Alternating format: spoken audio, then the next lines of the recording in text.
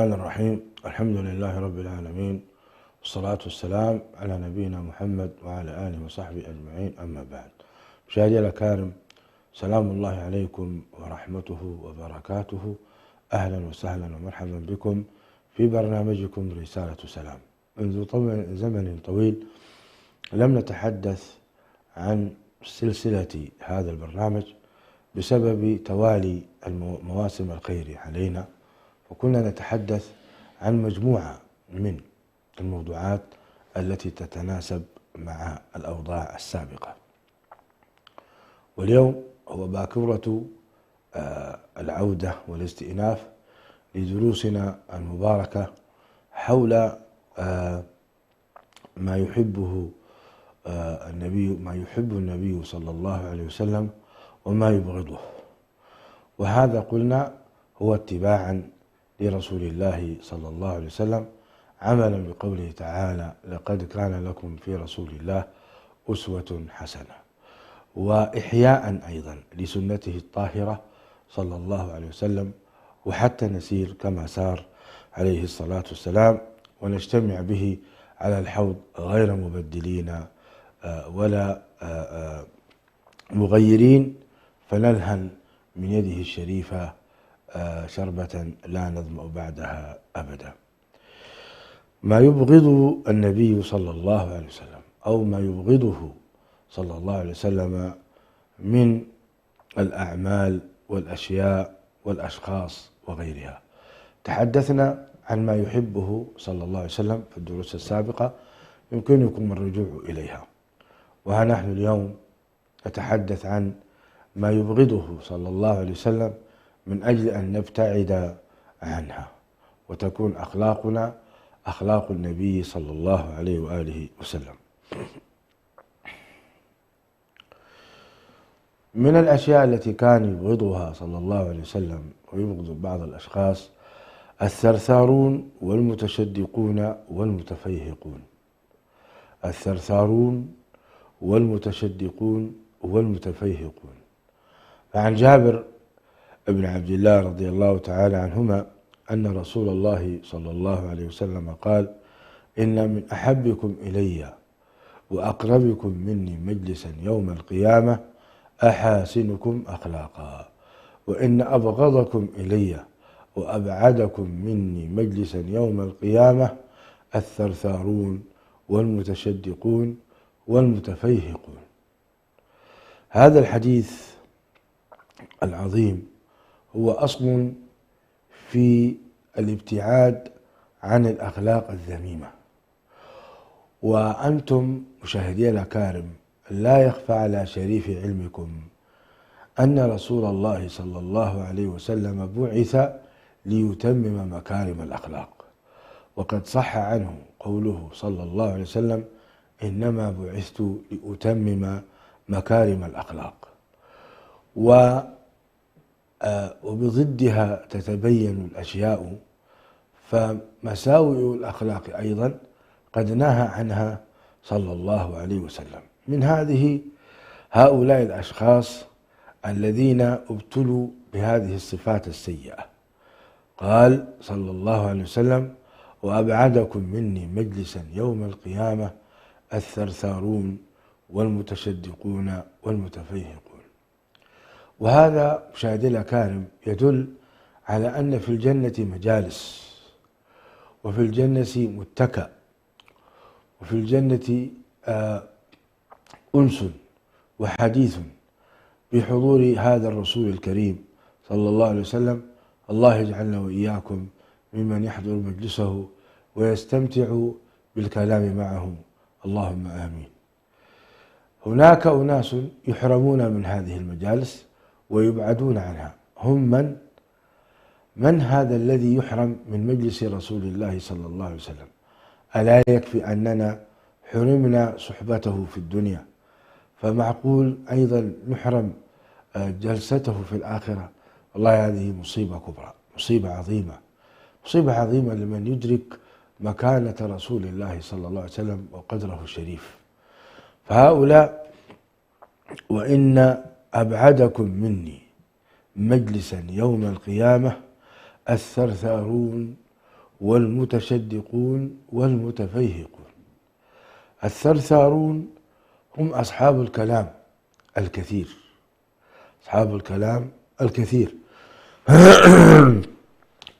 هذا الخلق الذميم أينما ذهب إنسان يهذري ويكثر من الكلام هو خلق سيء ذميم، والذي يكثر من الكلام يخطئ كثيرا. فلذلك كان من أخلاق النبي صلى الله عليه وسلم أنه طويل الصمت، هذا من أخلاقه، مذكور في سيره الطاهرة أنه كان طويل الصمت، يعني قليل الكلام كثير السكوت صلى الله عليه وسلم. هذا خلق عظيم ونبيل، ولذلك قال عليه الصلاة والسلام: من كان يؤمن بالله واليوم الآخر فليقل خيرا أو ليصمت. هذا خلق عظيم ينبغي نحن أن نتحلى به، وأن يكون يعني ما نستمع إليه أكثر مما نتحدث عنه. هناك ما يسمى بشهوة الكلام، الكل يريد أن يتكلم والكل يريد أن يدلي، فإذا كفاك أخوك بالكلام فالتزم الصمت فإنه وقار، إذا التزمت الصمت فإنه وقار. وإن تحدثت عند الحاجة فتحدث بما يكفي من الكلام، ولا تكرر ولا تعيد إلا عند المصلحة، فإن يعني كلامك الأول إذا كان يلغيه كلامك الأخير فأنت تصبح في خلق سيء.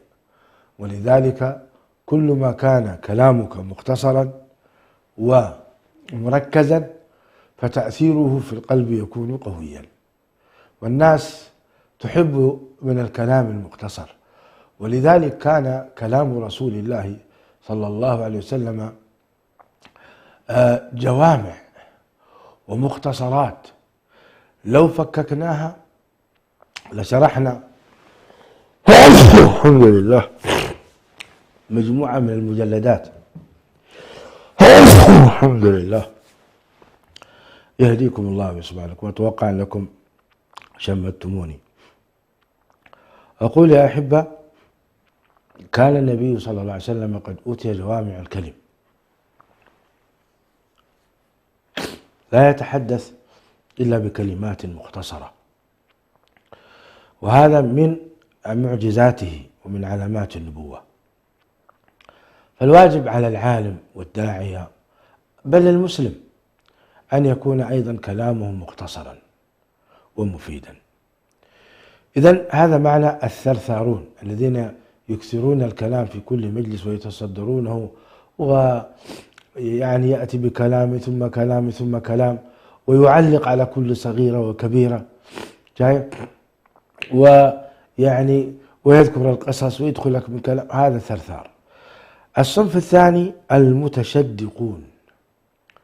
المتشدقون هم قليلو الكلام، ولكن مع الأسف تجد أنه في كلامه تكلف، يظهر لك بأنه فصيح، أو يظهر لك بأنه يعني يقلد بعض الفصحاء، فأنت تشعر منه حقيقة بضيق في الصدر، لأن كلامه كلاما مكلفا وسجع غير مناسب، وبلاغة في غير محلها، وفصاحة لا تستحق ذلك.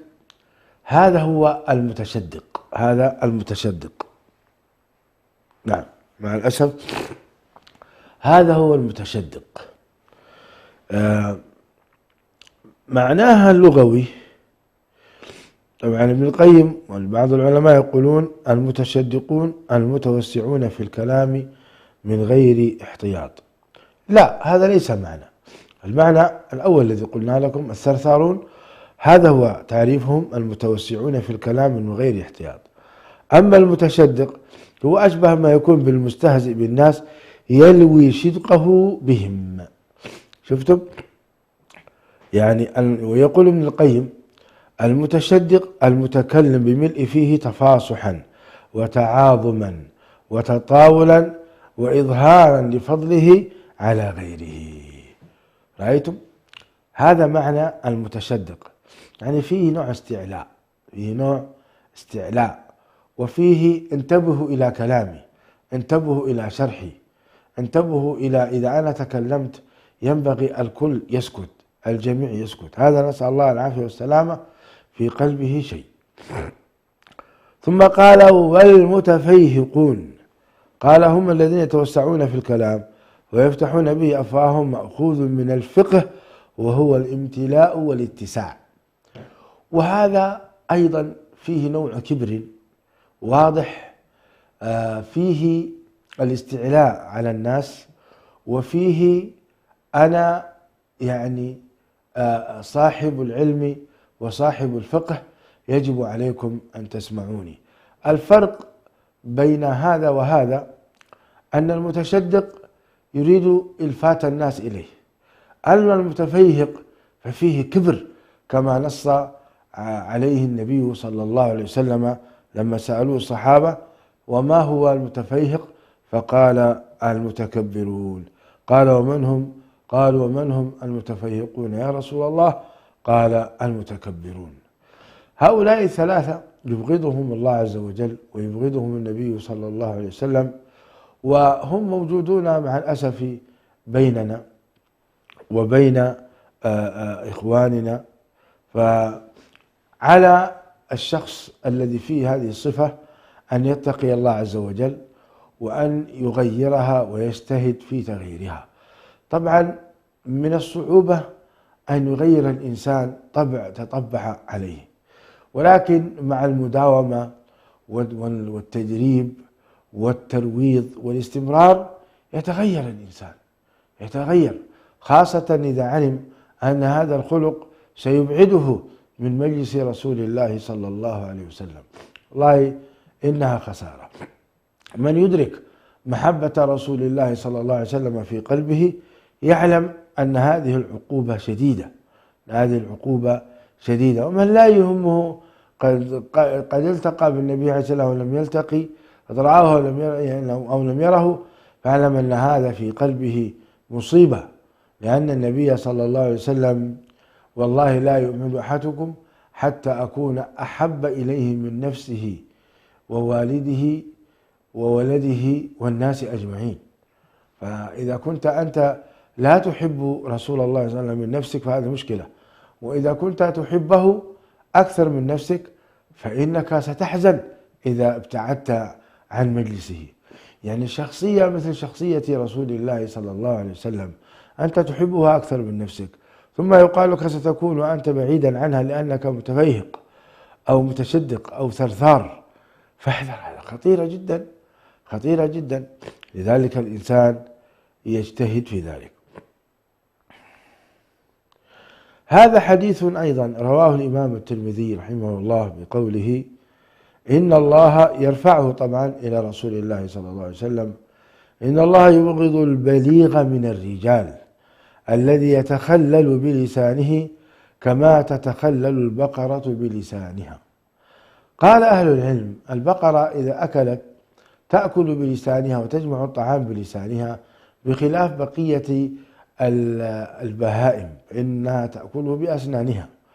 فقال إن البليغ، الرجل البليغ الذي يتخلل بلسانه، هذا البليغ الذي يتخلل بلسانه المقصود به الذي يريد إلفات الناس، ليس البليغ الذي يحسن كلامه ويرتب كلامه من أجل أن يكون كلام الذي يلقيه منطقه حلو وكلامه حلو وإيقاعه حلو ويؤثر في الناس، هذا ليس المقصود به. وإنما المقصود به الذي يريد إلفات الناس إليه ويخرج البلاغة من أجل أن يتكبر على الناس، يخرج البلاغة من أن يستعلي هو على الناس. هذا والعياذ بالله هذه صفته، إن الله يبغض ويكون مبغوض في عين الله عز وجل. مشاهدي الأكارم من الإخوة والأخوات، ما أجمل البساطة وعدم التكلف. لقد تابعنا مشايخنا الكرام من الشيخ عبد العزيز بن باز وابن عثيمين وعبد الله بن جبريل، أئمة هذه الدنيا، حسب ما تيسر لي أنا شخصيا من الأئمة والعلماء، ولا أقول هم حصرا الأئمة الدنيا، فهناك علماء آخرون أيضا في بلاد المغرب والمشرق وغيرها، لكن ممن يعني وفقنا الله إلى التعلم على أيديهم هؤلاء الثلاثة. إذا تحدثوا بعلم يعني رصين وقوي وفصاحة متوسطة، ليس فيها تشدق ولا تفيهق، وليس فيها يعني عبارات صعبة، ولا تحتاج إلى كلامهم إلى قواميس حتى تعود إليهم وتبحث ماذا يقصد عن هذا وماذا يقصد عن هذا. هذا والله العظيم شيء عجيب من بعض الكتاب ومن بعض الأدباء. تجد ربما الأديب إذا كتب يعني في كتاباته إثراء اللغة العربية، هذا لا بأس به، لكن بعض الرسائل العلمية التي فيها من الأدب والتوجيه والإرشاد أو فيها مسائل فقهية، لماذا أنت تأتي بالكلمات الصعبة وتأتي من أشعار العرب؟ من يحتاج إلى أن الإنسان يعني يبحث في القواميس وفي النحو والصرف من أجل أن يفهم كلامك. ما الداعي لهذا؟ ما الداعي وأنت تريد جمهور الأمة أن يقرأ ويتعلم ويستقيم؟ ما الداعي؟ لما يكون كتاب في اللغة والأدب وأنت تريد أن توسع معقول، لكن كتاب في التربية والتوجيه والعقيدة والإيمان، لماذا تستخدم هذه الكلمات؟ فرحم الله الشيوخ الأئمة، ابن باز، ابن عثيمين، ابن جبرين، كان يسمع إليهم ويستمع إليهم ويستفيد من علمهم أبسط العجائز يعني، وشيوخ الكبار وكذلك الدكاترة وطلاب العلم النجباء، الكل استفاد من علمهم. وهذه حقيقة بركة من الله أنزل على هؤلاء العلماء الذين لا يزال الناس يستفيدوا من علمهم وهديهم وسمتهم وصلاحهم. إن النوايا إذا صلحت وصلح معها أيضا التخلق بأخلاق النبي صلى الله عليه وسلم عم النفع والخير، وهم الآن في قبورهم وعداد الحسنات يسير إليهم، هكذا نحسبهم والله حسيبهم. اللهم اهدنا لما هديتهم يا كريم. هدنا لأحسن الأخلاق لا يهدي لأحسنها إلا أنت، واصرف عنا سيئها لا يصرف عنا سيئها إلا أنت. وكان صلى الله عليه وسلم يبغض الكذب وأهله. قالت عائشة رضي الله تعالى عنها: ما كان خلق أبغض إلى رسول الله صلى الله عليه وسلم من الكذب، ولقد كان الرجل يحدث عند النبي صلى الله عليه وسلم بالكذبة فما يزال في نفسه حتى يعلم أنه قد أحدث منها توبة. هذا الحديث أيضا حديث عظيم، رواه الإمام أحمد وحسنه ابن القيم في إعلام الموقعين، وصححه الألباني في التعليقات الحسان، على رحمة الله على الجميع. هذا الحديث يبين تحريم الكذب، وأنه خلق ذميم، من أفسد الخلق وأصعبها الكذب، ولذلك جاء الوعيد الشديد على المكذبين: ويل يومئذ للمكذبين، في آيات كثيرة. الكذب هو أن يتكلم الإنسان بغير الواقع، وغالبا هذا الكذب له أسباب: إما يكذب الإنسان ليخرج نفسه من ورطة فيكذب، أو يكذب من أجل أن يعني لشيء في نفسه من المدح والثناء في غير محله، كأن يقول: اشتريت هذا الجوال من أمريكا، وهو كذاب، اشتراه ربما من أقل الأسواق، ويقول لك: أنا يعني حصلت على هذه السيارة بثمن بخس بشطارتي وبذكائي، وهو كذاب، إنما اشتراها بمبلغ كبير زاهد، بل ربما يكون قد خدعوه. أو يقع في مصيبة من المصائب في عمله، فأثناء التحقيق يسألونه: من الذي فعل هذا؟ فيقول: لا أدري، وهو الذي فعل، وهو كذاب أيضا. هذا الخلق الذميم كرهه النبي صلى الله عليه وسلم لأنه يفسد، ولأن اعتبر من كبائر الذنوب، لأن هذا الخلق أكرر هو من الإفساد في الأرض، والله تعالى يقول: ولا تفسدوا في الأرض بعد إصلاحها. هذا الخلق الذميم. يأتي الرجل ويخطب امرأة فيكذب عليها بأنه يملك كذا وكذا، وأنه يعني ذو مكانة في قومه، وأن ليس له زوجة ولا أبناء، أو أنه طلق زوجته، أو أنه ليس له أي صبوة من الصبوات، وهكذا يستحل فرج هذه المرأة بالكذب.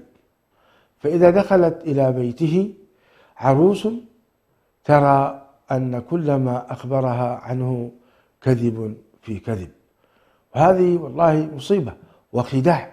ولذلك كان أبغض الخلق إلى رسول الله صلى الله عليه وسلم الكذب، وكان إذا وجد كذبا من أهله لا يتركه حتى لا يسامحه النبي صلى الله عليه وسلم حتى يحدث توبة، أي الذي كذب. ولا يزال الرجل يكذب ويتحرى الكذب حتى يكتب عند الله كذابا، نسأل الله العافية والسلامة. وهذا خطير، إذا كتب عند الله كذابا التوبة من هذا الموضوع تكون صعبة، لأنه كتب عند الله كذابا، فهو يستمر في كذبه والعياذ بالله، ربما حتى الموت. فعلى المؤمن إذا ابتلي بالكذب أن يتقي الله ويترك هذا الخلق الذميم مهما كلفه ذلك. إذا أنت أخطأت وكان هذا الخطأ سيوقع بك العقوبة، فتحمل عقوبة الدنيا قبل أن تأتيك عقوبة الآخرة. فعقوبة الدنيا زائلة، ومهما طال الزمن سيمر بك عذاب مؤقت إلى نعيم كبير. أما إذا قدمت الكذب على النعيم المؤقت إلى عذاب المستمر فهذه هي الخسارة. ومن الناس من يعبد الله على حرف، فإن أصابه خير اطمأن به، وإن أصابته فتنة وإن انقلب على وجهه خسر الدنيا والآخرة. كان شيخنا الشيخ محمد المختار الشنقيطي حفظه الله ورعاه يحدثنا عن رجل كان يبيع مسكا وعودا وطيبا، فكان إذا جاءه الزبون يقول له: أنا أريد عودا أو طيبا ممتازا، فيذهب الرجل ويأتي به للأخ ويعرضه على الزبون، فيقول الزبون: هل هذا أطيب نوع؟ فيأخذ صاحب المال يعيده إلى مكانه، يقول له: لا أدري هل هو هذا أطيب، أخاف إن قلت لك أطيب ربما يكون هناك أطيب منه، ولكنه عود طيب ويبقى في الجسد فترة طويلة، فيبيعه وهو من أجود أنواع الطيب. لماذا هذا الرجل يقول هذا الكلام؟ خوفا من الله عز وجل، حتى إذا قال له هذا أجود أنواع الطيب أو أجود أنواع العود، ربما يكون هناك أعواد أطيب منه، فيقع في الكذب الذي نهى عنه النبي صلى الله عليه وسلم. انظر إلى هذا التاجر كيف هو صادق مع الله عز وجل، ويعلم أن الأرزاق بيد الله. هؤلاء الزبائن أكثر ما يشترون بمثل هذا، لأن قلوبهم تتجه إلى هذا لصدقه. أما الكذاب، كنت أنزل إلى مواقع شراء الغنم، كنت مسؤولا في إحدى المطاعم في المدينة المنورة، وكنت أذهب وأشتري أغناما لهذا المطعم، فأجد من الكذب والبهتان ما تقشعر إليه البدن. لماذا هذا الراعي يكذب؟ للأسف كذب واضح، بل ويقسم بالله. فتقول له: هل هذا جذع؟ الجذع هو الصغير من الغنم الذي له 6 أشهر فما دون، فيقول لك نعم هذا جذع وهو رباع، ربما هو رباع، ربما هو سداس الذي يعني يكون كبير في السن ولحمه يكون قاسيا، وكذلك الرباع أجود أنواع اللحم، وأن يكون ثنيا وجذعا. استفدت من هذه الخبرة من خلال ما أتردد لهؤلاء الرعاة. طبعا ليسوا سواء، يعني ليسوا كلهم كذبة، لكن في منهم من هو صادق، يعني يعلمك ما هو الجذع وما هو الثني وما هو الرباع، ويطلعك على أسنان الجذع وأسنان الثني وأسنان الرباع أنت تتعلم. فلما تذهب إلى بعض الحظائر فتجد ممن قل إيمانه وقل حظه من الورع والخوف من الله يقول لك واللاف ثني، واللاف ثني، يعني كأنه يقسم بالله ويقول لك والله ثني، وإنما يحرف لفظ الجلالة فيقول واللاف ثني. هذا كذب أيضا، وفيه حيلة إلى الكذب أشد كفرا، أشد معصية، أشد يعني كبرا. لا أقول أن هذه المعصية هي معصية كفر، لا، وإنما أتذكر أن يعني اليهود الذين حرم عليهم الشحوم فجملوه، أذابوه، فلما أذابوه أكلوه، فكان هذا أشد إثما وأشد تحايلا، لأنك تتحايل على الله والعياذ بالله. فهذا يقول والله ثني، يريد أن يبيعني الرباع بأنه ثني ويقسم هكذا بهذا القسم الكذب. هذه الأخلاق ليست من أخلاق المسلمين، ليست من أخلاق المؤمنين. المؤمن يعلم أن مصيره القبر. ذاك السوداني العجيب الذي بعض الإخوة مروا عليه وقالوا له أعطينا واحدة من هذه الغنم، فقال أين أذهب من الله ومن سيقف مكاني في القبر؟ فانتشر هذا الموضوع في سوشيال ميديا وكافأه راعي الأغنام وكافأه. يعني انظروا كيف بركة الصدق وبركة الإيمان. فالذي يكون صادقا ومؤمنا حتى في الخلا فإن بركة هذا الأمر سيناله في الدنيا قبل الآخرة، والآخرة خير وأبقى. يعني كلما كان الإنسان مؤمنا وكان صادقا بعيدا عن الكذب فإن لهذا ثمرة في الدنيا وله ثمرة أيضا في الآخرة. إن عبادي ليس لك عليهم سلطان. فعباد الله عز وجل يعيشون في هذه الحياة في سعادة طيبة. وقال الله تبارك وتعالى من عمل صالحا من ذكر أو أنثى فلنحيينه حياة طيبة ولنجزينهم أجرهم بأحسن ما كانوا يعملون. إذن صفة الكذب صفة ذميمة وصفة سيئة، يجب على الآباء والأمهات والمعلمين أن يغرسوا بغض هذه الكلمة، يعني إلا في 3 مواضع كما أخبر بها النبي صلى الله عليه وسلم: كذب الرجل لامرأته، وكذب المرأة لزوجها، والكذب في الإصلاح ذات البين، والكذب في الحروب والجهاد في سبيل الله. هذه 3 مواقع فقط يجوز فيها الكذب. لماذا يجوز الكذب في هذه الأمور؟ لأن فيها مصالح. الكذب حرم لأنه مفسدة، ولأنه يؤدي إلى يعني الخراب، ويؤدي إلى سيء الأخلاق. أما إذا كان هذا الكذب سيؤدي إلى إصلاح ذات البين، فأن تقول ماذا بينك وبين فلان وقد كانت بينهم خصومة شديدة، فيقول له هذا القبيح السيء المجرم، فيقول المصلح لا يا أخي أنا والله بالأمس مريت عليه سمعته يذكرك بخير ويثنى عليك في المجالس، وهو كذاب.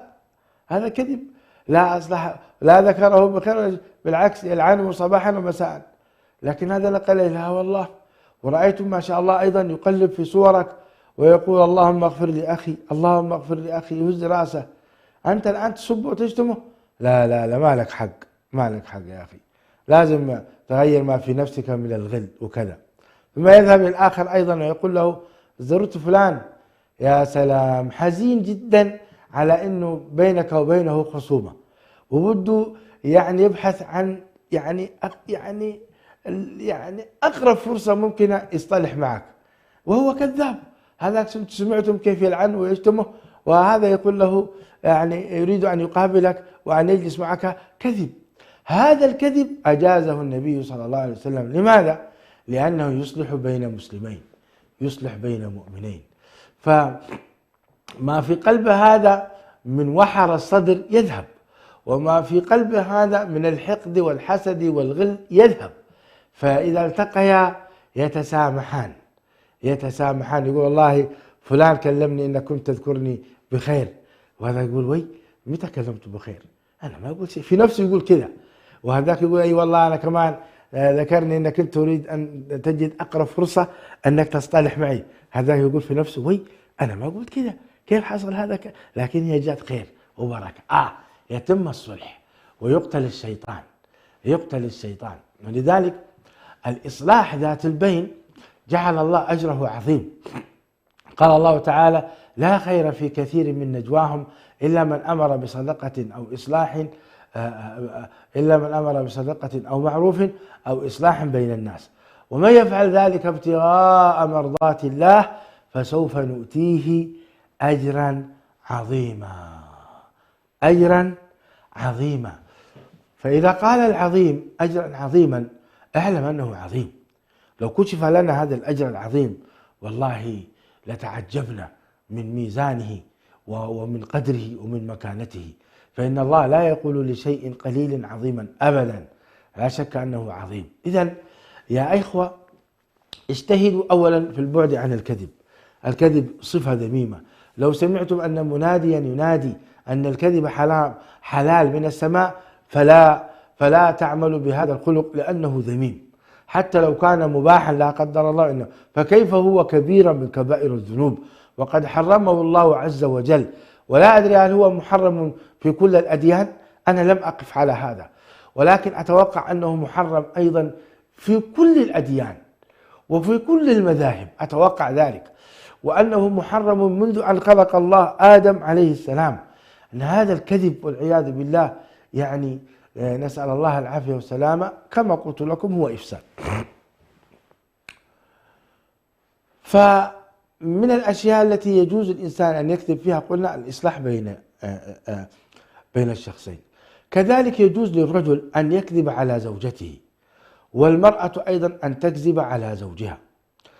فإذا وقعت المرأة في أمر مثلا خطأ من الأخطاء، لو أخبرت زوجها لطلقها، فلا تخبره بالصدق، خليها تكذب وتتفنن أيضا في الكذب حتى لا يقع طلاق. فإذا عدى هذا الأمر وهو اكتشف هذا الموضوع فيما بعد، فتكون وقعته في نفسه أقل مما لو وقعه في وقت ذلك.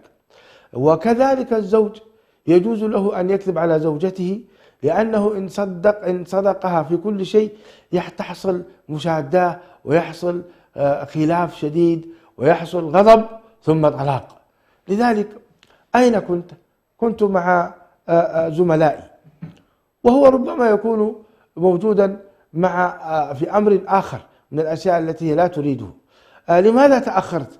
ربما هو تأخر يشرب القهوة أو يشرب شاي، فيقول لها والله تأخرت، كان عندي دوام إضافي في العمل وكنت حقيقة مستعجل. لأنه لو أخبرها أنه كان يشرب شاي تقول له أنت أصلا لا تحبنا ولا تحب أن تجلس معنا، أنت أصلا كذا وأنت أصلا كذا، فيغضب من هذا الكلام وربما صفعها وربما. لكن هكذا يكذب عليها مثل هذه الكذبات. وإن استطاع، يقول مشايخنا، يقول شيخنا الشيخ يحيى بن إبراهيم اليحيى ذكره الله بخير وجعله أينما كان موفقا، كان يقول إن استطاع الرجل أن لا يكذب على زوجته وأن يستخدم أسلوب المعاريض. أسلوب المعاريض هو الذي له معنيين، معنى حق ومعنى كذب. فالمعنى الحق يعني يبعدك عن الكذب، هو مندوحة عن الكذب. فإن استطاع أن يستخدم أسلوب المعاريض فهو أفضل. كأن لما سئل النبي صلى الله عليه وسلم من أين أنت؟ فقال من ماء، أنا من ماء، ويقصد النبي عليه الصلاة والسلام أنه من المني، يعني المني الطاهر، هو مني طاهر عليه الصلاة والسلام من ماء. انظروا ما كذب، وفي نفس الوقت يعني أعرض عن الجواب الصحيح لمصلحة هو يريدها. فإذا كان الإنسان يستطيع أن يكذب على زوجته كذبات فيها عروض معاريض ليس فيها وضوح، فهذا يعني أفضل له من الكذب الصراح. وإن اضطر إلى الكذب فليكذب كذبا صراحا واضحا، يعني لا شك أنه فيه كذب من أجل أن لا يوغر صدر زوجته. وبالمناسبة هي أيضا إن اكتشفت أنك أنت كذبت عليها ولم تخبرها الحقيقة، هذا يجعلها تسعد في داخل قلبها، لأنك إنما كذبت من أجل أن لا توغر صدرها وأن لا تحزنها، وأن غضبها في نفسك له عظمة، وأنك لا تريد كسر رأسها أو كسر يعني طبيعتها أو كسر خاطرها. لذلك قلت لا والله أنا ما كنت هناك، أنا كنت في كذا وكذا. ثم تكتشف تقول لك كذا والله قلت، يعني إذا اكتشفت تقول لها ماذا أقول لك؟ إن قلت لك صدقا غضبت علي وأنا غضبت حصل بيننا خلاف، لكن لأنني أنا أحبك وأحب هذا البيت وأريد أن يستقر اضطريت أن أكذب عليك. فتقول في نفسها أنت تكذب عليها دائما، وفي قلبها تقول الله هذا الكذب يعجبني، هذا الكذب يعجبني لأنه خارج عن محبة صدق لي. صدقوني يا أخواني جربوها بين أزواجكم، ستقل المشاكل وتكثر الخيرات، تقل المشاكل وتكثر. ولذلك يبين لك أن هذا الدين دين حكيم عظيم، دين حكيم عظيم، يعني يحثك على الخير دائما. الصلح خير، الصلح خير، وبناء الأسر وعدم خلافها خير. ولذلك كثير من الناس يحصل بينهم طلاق لأنه يتكلم بالصدق. أيوة أنا كنت عند أصحابي إيش تبغى تسوين؟ ترى أنا ما أحب هذا الكلام، اسمعي والله العظيم، وقو يعطيها على وجهها، ثم تذهب إلى أبيها تبكي ضربني كف على وجهي وسوالي وفعل لي ضربك هذا الكلب هذا والله تكسر يده، ويروح عند ليش ضربتها؟ أنا ما زوجتك عشان تضربها، يلا طلقها. يحصل الطلاق ويسعد الشيطان ويحزن الأسرة وتخسر عيالها وتخسر بيتها، ثم هو يتزوج واحدة أخرى ويكرر نفس الخطأ، وهكذا دواليك. ثم تأتيك التقارير من المحاكم سلسلة الطلاق وإحصاءات الطلاق كثيرة جدا، وإحصاءات الزواج قليلة جدا، وإنا لله وإنا إليه راجعون. مشاهدي الأكارم، الحديث بقية. أستودعكم الله الذي لا تضيع ودائعه، وأسأل الله تعالى أن يتجدد اللقاء بكم وأنتم على خير، والسلام عليكم.